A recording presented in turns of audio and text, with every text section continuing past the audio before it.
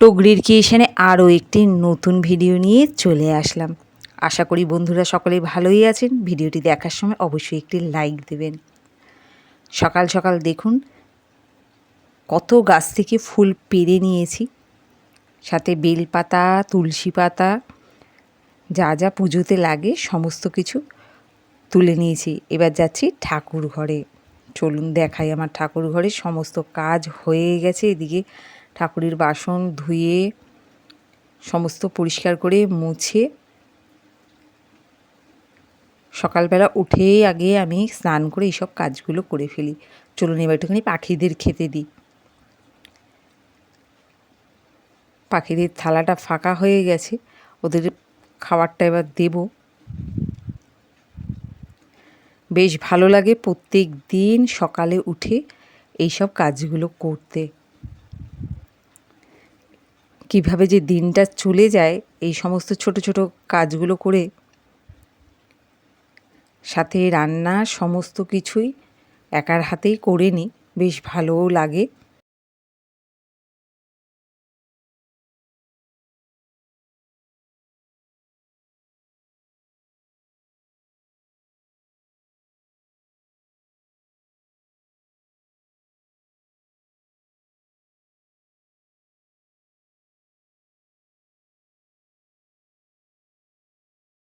এই ভোরবেলা মিষ্টি পাখির ডাকগুলো কি সুন্দর, ওয়েদার বেশ ভালো লাগছে। চলুন এবার নিচে যাই। বুড়ো উঠে গেছে, এবার ওকে একটু চা করে দিই।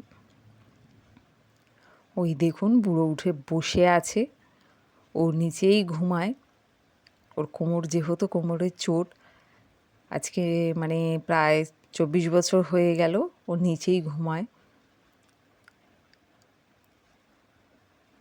এদিকে চা বসিয়ে দিয়েছি।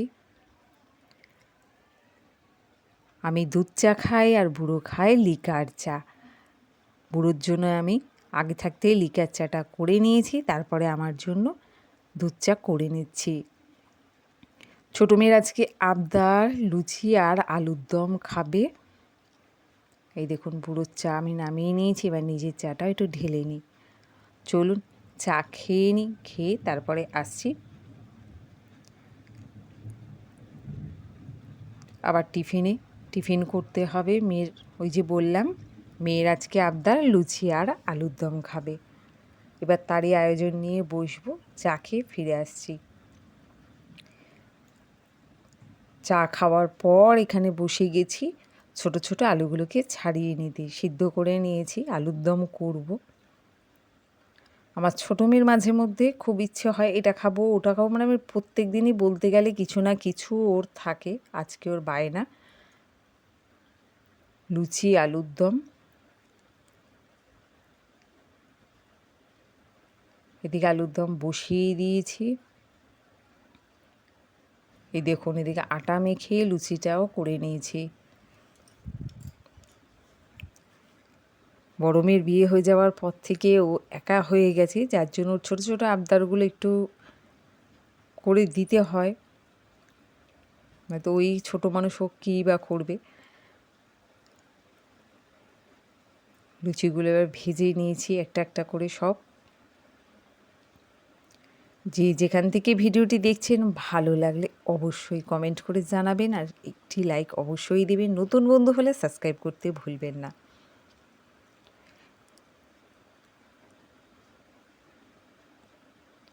চলুন এবারে লুচিটা নামিয়ে আমি নিজেও এবার টিফিনটা সেরে ফেলবো। ওদেরকে গুছিয়ে দিয়ে তারপরে এই দেখুন আলুর দমও এদিকে তৈরি হয়ে গেছে। এই আলুর দম আমার চ্যানেলে দেওয়া আছে রেসিপি। বুড়োকে টিফিন দিয়ে বুড়ো কাজে চলে গেছে, ছোটো মেয়েও খেয়ে নিয়েছে। এবারে আমার পালা, আমিও এবার টিফিন নিয়ে বসে গেছি। দুপুরে রান্না সারার পর আজকে একটু মাংস করেছিলাম, তো রান্না হয়ে যাওয়ার পর এদিকে আমি একটুখানি আচার দিয়েছিলাম রোদে, তার মধ্যে একটু মশলা দিয়ে দিচ্ছি এই তেলামে। ওই যে কি বললাম ছোট ছোট সমস্ত কাজগুলো করতে খুব ভালো লাগে। এই আম তেলটাকে একটু বড় মেয়ের জন্য পাঠাবো, বড় মেয়ে ভীষণ ভালোবাসে, তাই ওর জন্য একটু পাঠাবো আর একটু ঘরের জন্য রেখে দেব। বড় মেয়ের জন্য এই কন্টেনারে তুলে রাখছি, ও যেদিন আসবে ওর জন্য এটাকে যদি নিয়ে যায় তো ভালো, নয়তো গিয়ে দিয়ে আসতে হবে। খুব একটা দূরেও নয় ওর শ্বশুর বাড়ি, আবার খুব একটা কাছেও নয়, তাই জন্য খুব সুবিধা হয়েছে। চলুন এবারে একটু পকোড়া বানাবো। দুপুরবেলা মাংস আর ভাত করেছিলাম, তো মেয়ে বলেছিল মা একটু রাত্রিবেলা পকোড়া করো, তার জন্যে আমি 3 পিস মাংস একটু বড় দেখে তুলে রেখেছিলাম, সেটা দিয়ে একটু চিকেন পকোড়া বানিয়ে নিচ্ছি। ঘরে থাকা সমস্ত জিনিস দিয়েই তৈরি করেছি এই চিকেন পকোড়া। বেসন, কর্নফ্লাওয়ার, হলুদ, লবণ, আদা রসুন পেঁয়াজ বাটা, কাঁচা লঙ্কা বাটা, একটু চাট মশলা, গরম মশলা, এই দিয়েই ভালো করে মাখিয়ে নিয়ে একটা ডিম সমস্ত দিয়ে করে এই চিকেন পকোড়াটা বাড়িতে তৈরি করে নিয়েছি। হুটহাট ওই যে ওর আবদার জাগে যে মা এটা খাবো ওটা খাবো, তো মাংস দেখে সে বললো একটুখানি বিকালে আমাকে একটা পকোড়া বানিয়ে দিও। তার জন্য ওর জন্য একা করব, বুড়ো আছে, বুড়োর জন্যও করলাম, নিজের জন্যও একটা করলাম, তাই জন্য 3 পিস করেছি। আজকের ভিডিওটা কেমন লাগলো অবশ্যই কমেন্ট করে জানাবেন। ভালো লাগলে একটি লাইক দেবেন, সাবস্ক্রাইব করে পাশে থাকবেন। চলুন পকোড়াগুলো তৈরি হয়ে গেছে, দুটো সাইডে ভালো করে ভেজে প্লেটে তুলে নেব।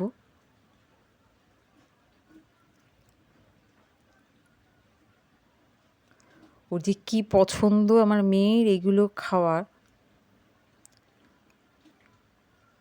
প্লেটে তুলে নিচ্ছে এবারে। আজকে ভিডিওটা এখানেই শেষ করলাম, টাটা।